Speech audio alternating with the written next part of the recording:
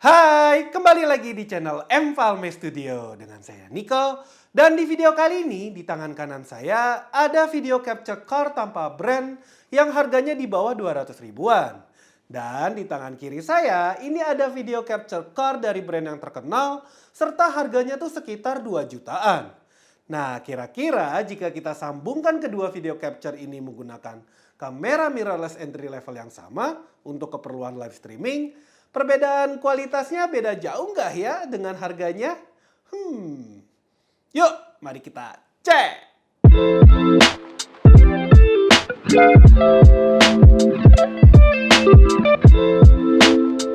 Pada setup tes kali ini saya menggunakan laptop gaming dari TUF.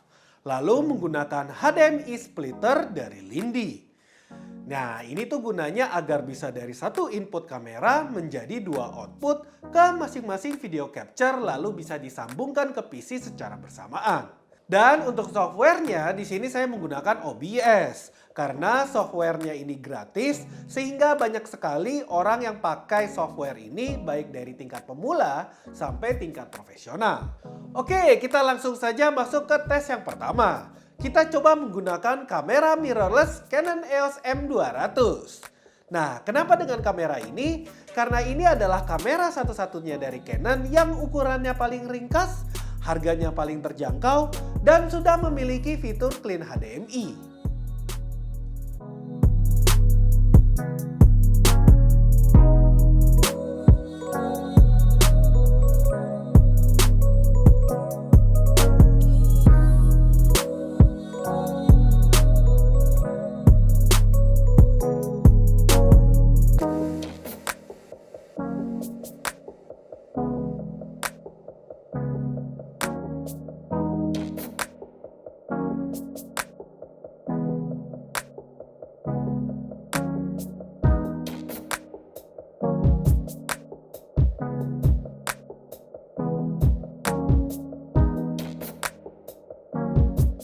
Oke, karena semua sudah terpasang, jadi sekarang kita bisa lihat hasilnya di OBS. Oke, sekarang kita sudah masuk ke kamera Canon M200 yang udah dicolok ke dua video capture tadi.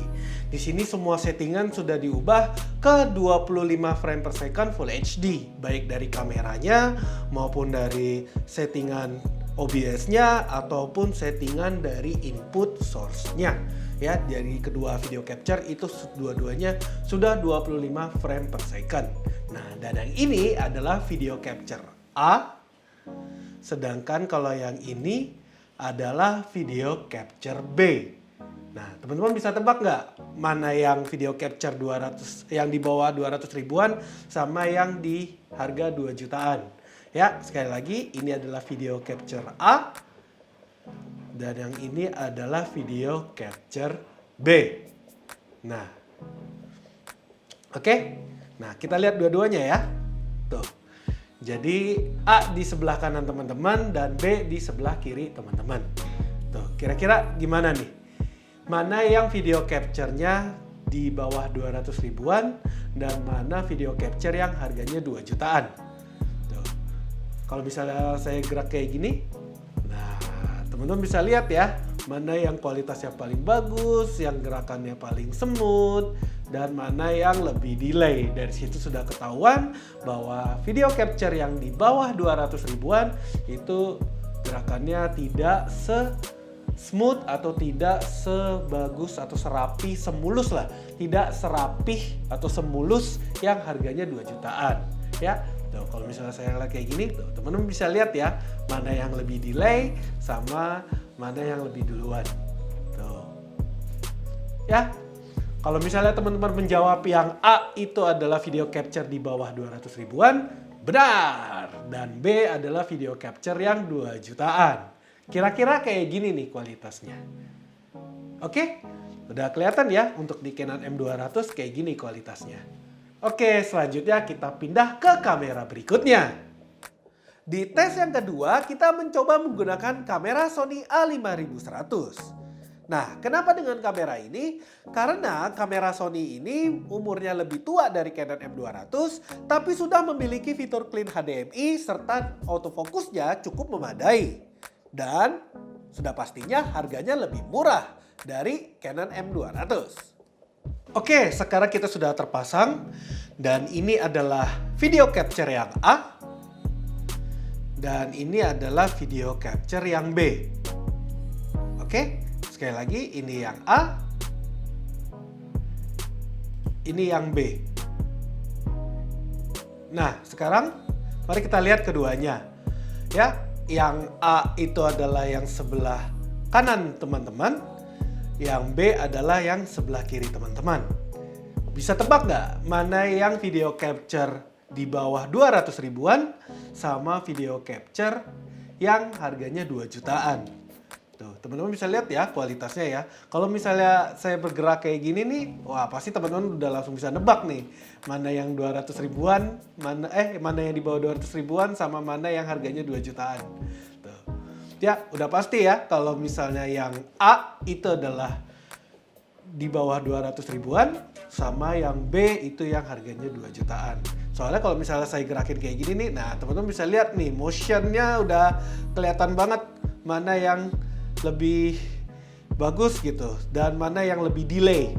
Ya, jadi kalau yang video capture yang di bawah 200 ribuan tuh delaynya lumayan cukup lebih banyak daripada video capture yang harganya 2 jutaan. Tuh, seperti itu. Padahal setupnya udah sama tuh kan, udah di split, semuanya sama, semua sama. Terus hasilnya kayak gini. Nah, itu dia tadi perbandingan menggunakan video capture di bawah 200 ribuan dengan video capture dengan harga 2 jutaan. Gimana menurut teman-teman? Apakah hasil video capture 200 ribuan ini sudah cukup buat kebutuhan teman-teman? Nanti tulis ya pendapat kamu di kolom komentar di bawah. Kalau menurut saya ya, jika sebatas untuk konsumsi pribadi, misalnya seperti bikin konten santai, yaitu misalnya buat main game sendiri, atau coba sebatas video call, video capture yang kurang dari 200 ribuan ini tuh sudah cukup memadai untuk kualitas gambarnya. Cuma yang bikin frustasi itu video capture ini tuh terkadang suka nggak gampang connect. Jadi bukan keluar videonya malah keluar gambar yang warna-warni garis-garis gitu. Sehingga saya tuh harus mesti cabut terus pasang lagi lalu setting ulang lagi di OBS-nya berulang-ulang. Sampai ini bisa terkoneksi. Sedangkan kalau video capture yang versi harga 2 jutaan ini entah kenapa saya tuh confident gitu pakainya. Karena begitu saya sudah setting di komputernya pasti langsung connect. Dan menurut saya ya kualitas gambarnya juga terlihat lebih bagus. Di sini saya cuma mau nambahin aja. Jadi kalau misalnya teman-teman udah perhatikan ya dari dua contoh video sebelumnya, itu bisa dilihat kalau misalnya teman-teman menggunakan video capture yang harganya di bawah 200 ribuan. Pertama tuh yang paling kelihatan jelas adalah warnanya. Jadi warnanya itu rata-rata terlalu saturasi ya. Soalnya kita sudah coba baik itu menggunakan Canon M200 maupun menggunakan Sony A5100, warnanya jadi terlalu saturasi. Ya, udah saturasinya lumayan cukup tinggi, kontrasnya juga lumayan cukup tinggi, dan sebagainya. Sedangkan kalau menggunakan video capture yang harganya 2 jutaan, itu warnanya itu lebih balance lah kalau menurut saya. Jadi saturasinya nggak ketinggian, kontrasnya juga pas, dan sebagainya. Tapi kalau misalnya ngomongin warna sih sebenarnya ini masih tentatif ya, bukan maksudnya tentatif tuh kayak gini, kita masih bisa setting lah pengaturan warnanya di settingan OBS-nya, baik itu hue-nya, brightness, kontras, gamma dan sebagainya kayak gitu, atau bisa setting di kameranya lah gitu, misalnya kalau ngomongin tentang warna. Nah tapi menurut saya ya yang fatalnya itu adalah yang di bagian nomor 2-nya, yaitu di bagian motion, bagian gerakan lah. Nah kalau yang video capture di bawah 200 ribuan tuh entah kenapa gambarnya itu gerakannya tiba-tiba bisa nggak mulus gitu. Jadi awalnya tadinya mulus, terus tiba-tiba jadi nggak mulus gitu. Nah itu saya lumayan cukup bingung gitu. Padahal saya sudah setting dengan rapi ya, baik itu di Sony A5100 maupun di Canon M200. Dan ternyata pas saya cek, oh masih ada gitu kemungkinan untuk patah-patahnya kayak gitu. Sedangkan untuk yang video capture yang harganya 2 jutaan, itu dia berhasil konsisten, gambarnya itu motionnya rapih gitu loh, jadi nggak ada drop frame sama sekali. Terus juga pasti udah dicoba gerakannya mau segimana pun juga udah oke lah kayak gitu. Jadi buat teman-teman ini buat gambaran aja ya. Kalau misalnya teman-teman ingin live streaming menggunakan video capture yang harganya murah, ya kayak misalnya tadi contohnya di bawah 200.000, ya ada resiko-resiko yang bisa teman-teman lihat di contoh yang tadi kayak gitu. Kalau misalnya teman-teman nggak masalah dengan resiko itu ya silakan gitu. Tapi kalau misalnya saya pribadi ataupun di Mfalme Studio itu tuh kalau bisa nggak boleh ada kayak gitu. Harusnya begitu udah pasang udah konsisten smooth gitu. Apalagi biasanya kalau kami di sini live streamingnya itu udah pasti berjam-jam. Nggak cuma sejam, bisa sampai 3 jam, bahkan kita bisa sampai 8 jam. Jadi harus dipastikan video capture-nya, kalau misalnya kami menggunakan video capture, itu harus yang stabil dan gambarnya bagus. Seperti itu.